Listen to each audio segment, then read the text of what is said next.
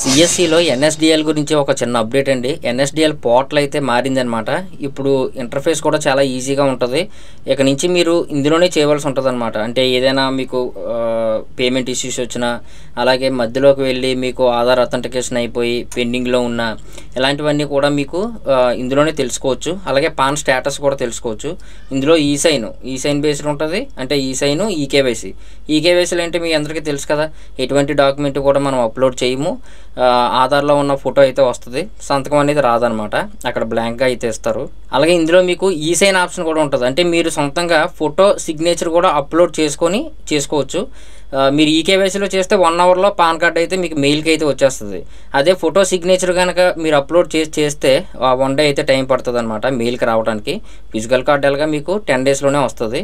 అలాగే ఇప్పుడు Flipkart, Amazon ఈ రెండింటిలోనూ కూడా మనకి సేల్ అయితే నడుస్తూ ఉంది. మంచి డిస్కౌంట్లో ఆఫర్స్ అయితే వస్తూ ఉన్నాయి. కాబట్టి ఈ వీడియో కింద డిస్క్రిప్షన్లో మీకు లింక్స్ అయితే పెట్టాను. అంటే మన Telegram deals channel link join అవ్వండి, యాక్టివ్గా ఉన్నాను. అయితే మనకి ఓల్డ్ ప్రాసెస్ ఎలా ఉండేది, సిఎస్సిలో లాగిన్ అయిన తర్వాత జస్ట్ మనం ఇక్కడ ఎన్ఎస్డిఎల్ అని చెప్పేసి టైప్ చేసాం అనుకోండి. ఎన్ఎస్డిఎల్ పాన్ సర్వీస్ అని చెప్పేసి వచ్చింది కదా, ఇందులోకి వెళ్తే మనకి ఈ విధంగా అయితే ఓపెన్ అయ్యేది.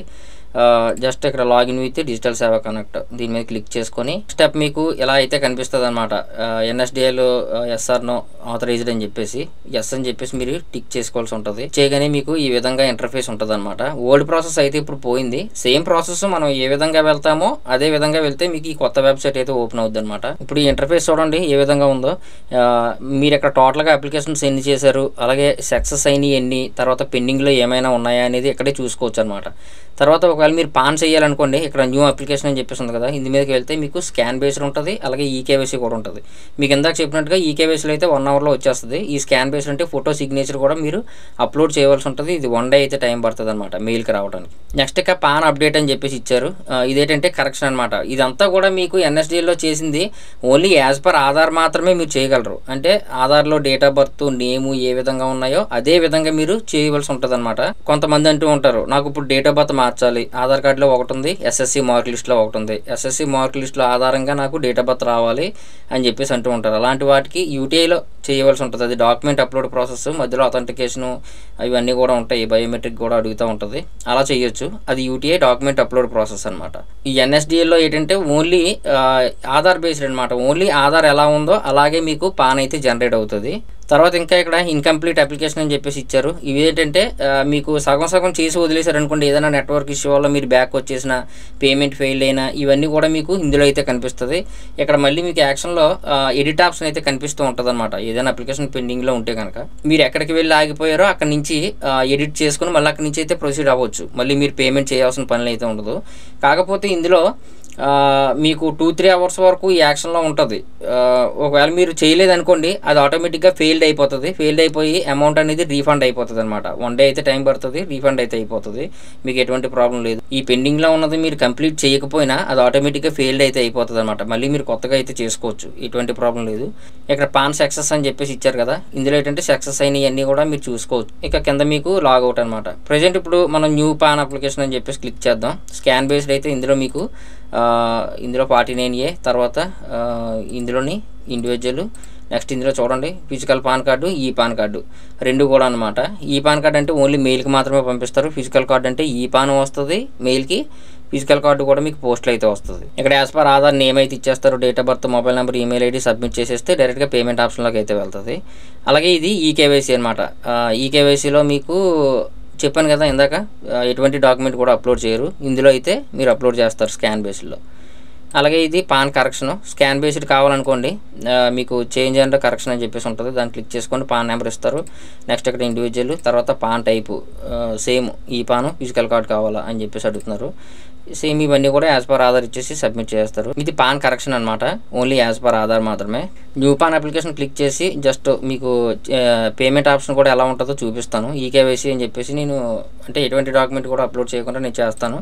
జస్ట్ ఇక్కడ నేను 49A, తర్వాత ఇండివిజువల్, నెక్స్ట్ న్యూ పాన్ అయితే చేస్తున్నాను.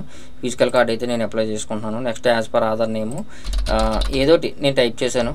తర్వాత ఇక్కడ మీకు చెప్పడం కోసం నెక్స్ట్ నేను ఏదోటి నేను ఇది చేశాను. నెక్స్ట్ నెక్స్ట్ ఇక్కడ మొబైల్ నెంబర్, ఈమెయిల్ ఐడి ఇచ్చేసి జస్ట్ సబ్మిట్ అని చెప్పేసి క్లిక్ చేస్తున్నాను. క్లిక్ చేయగానే మీకు ఈ విధంగా అప్లికేషన్ ఫామ్ ఏ విధంగా ఎంటర్ చేశారో ఆ విధంగా మొత్తం అన్ని కనిపిస్తుంది. ప్రొసీడ్ టు NSDL పోర్టల్ అని చెప్పేసి ఉంది కదా, దీని మీద క్లిక్ చేస్తారు. క్లిక్ చేయగానే మీకు ఇందులోకి అయితే వెళ్తుంది అనమాట. ఇక్కడ మీకు ఫస్ట్ ఒక సెట్టింగ్స్ ఓపెన్ అవుతాయి అనమాట, కుకీస్ అని చెప్పేసి. జస్ట్ దీని మీద సెట్టింగ్స్ మీద క్లిక్ చేసుకోండి. క్లిక్ చేసుకున్న తర్వాత ఇక్కడ కన్ఫర్మ్ మై కుకీస్ అని చెప్పేసి ఉంది కదా, దీని మీద క్లిక్ చేసుకోండి. అప్పుడు మాత్రమే మీకు ప్రొసీడ్ అవుద్ది అనమాట, లేదంటే ఎర్రర్ చూపిస్తుంది.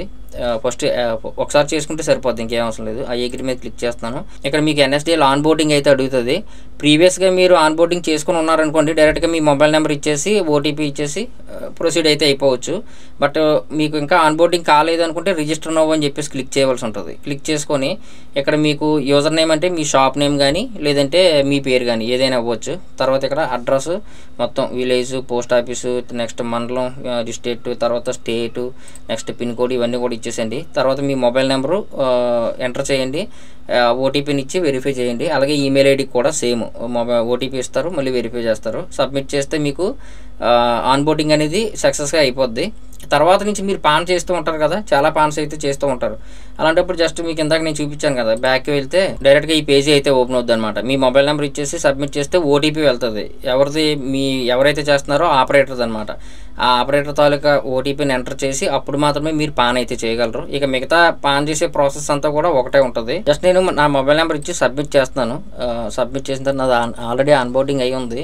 ఇక్కడ OTP అయితే వెళ్ళింది కదా, OTPని ఎంటర్ చేసి సబ్మిట్ చేద్దాం. జస్ట్ సబ్మిట్ అని చెప్పేసి క్లిక్ చేస్తున్నాను. క్లిక్ చేయగానే మీకు ఈ విధంగా పాన్ అప్లికేషన్ అయితే ఓపెన్ అయిపోద్ది అనమాట. ఇంతకు ముందు మనకి పేమెంట్ ఫస్ట్ అడిగేది, పేమెంట్ కట్టిన తర్వాత మనకి ఈ అప్లికేషన్ అయితే ఓపెన్ అయ్యేది అనమాట. ఆటోమేటిక్గా మీకు పాన్ సక్సెస్ అయితేనే మీకు అమౌంట్ అనేది కట్ అవుతుంది అనమాట. ఇక్కడ డైరెక్ట్గా ఆధార్ నెంబర్ ఇవన్నీ కూడా ఇచ్చేసి ఇదంతా ప్రాసెస్ ఏం మారలేదు, పాన్ చేసే ప్రాసెస్ అయితేనే సేమ్ ఒకటే ఉంటుంది అనమాట.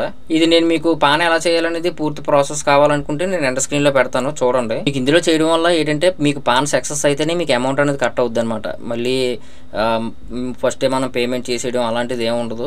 మనకంతా కూడా చాలా క్లియర్గా అయితే ఇచ్చారు. కాబట్టి ఈ పోర్టల్ని అయితే ఉపయోగించుకోండి. ఈ వీడియో కింద డిస్క్రిప్షన్లో మీకు లింక్స్ అన్ని పెడతాను, ఓకేనా. మీకు ఈ వీడియో మీద ఈ NSDL ఇంటర్ఫేస్ ఏ విధంగా ఉంది, కొత్త పోర్టల్ ఏ విధంగా ఉంది, బాగుందా లేదా అనేది కింద కామెంట్ సెక్షన్లో అయితే మెన్షన్ చేయండి. ఇంకేమైనా డౌట్స్ ఉంటే కనుక అది కూడా మెన్షన్ చేయండి. వీడియో నచ్చితే ఖచ్చితంగా లైక్ చేయండి. అలాగే మన ఛానల్ మాత్రం సబ్స్క్రైబ్ చేసుకోవడం మర్చిపోవద్దు. మీకు ఇందులో ఎలా పాన్ చేయాలనేది మీకు పూర్తి వీడియోస్ అయితే ఇక్కడ పెట్టాను, ఒకసారి క్లిక్ చేసి చూడండి.